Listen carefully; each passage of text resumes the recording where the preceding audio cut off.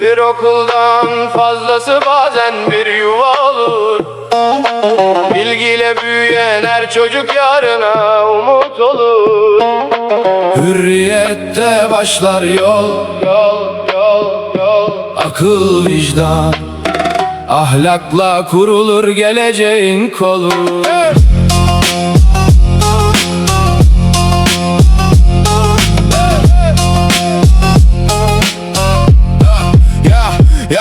Burada eğitim sadece kitap demek değil. Bir çocuğun kalbine umut ekip büyütmektir. Bilimle yoğrulan her fikir yarına ışık. Vicdanı olmayan bilgi eksik ve karışıktır. Teknolojiyle yürür ama özünden kopmaz. Karakter olmadan başarı hiçbir şey sayılmaz. Manayı harfiyle bakar hayata gözler. Yüzey değil derinlik öğretir bütün sözler. Her dil bir zenginlik, her kültür bir renk. Aynı sırada birleşir farklı sesler denk. Aileyle omuz omuza kurulur bu düzen. Sevgiyle büyür çocuk, korkuyla değil zaten. Anne şefkati gibi sıcak koridorlar, baba duası gibi güçlü yarınlar. Bir okul değil adeta umut fabrikası. İnsan yetiştirmenin burası tam noktası. Hürriyette yükselir yarınlara sesimiz.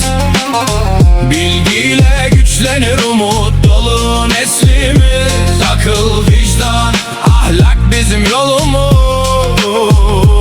İnsanlığa fayda olsun bütün sözümüz. El ele yürürüz sevgiyle biz burada. Saygı var her kalpte, umut var yarında. Hürriyet Koleji bir okuldan öte. Karakter yetiştirir geleceğin nöbette.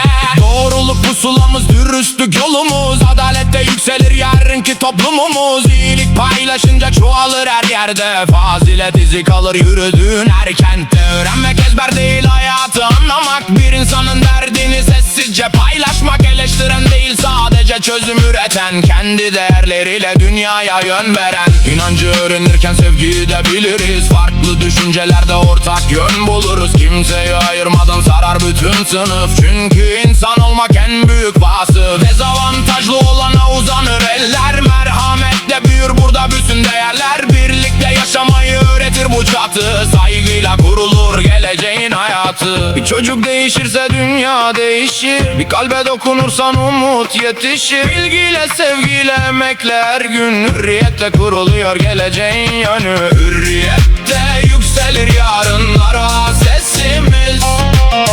Bilgiyle güçlenir umut dolu neslimiz. Akıl, vicdan, ahlak bizim yolumuz. İnsanlığa fayda olsun bütün sözümüz.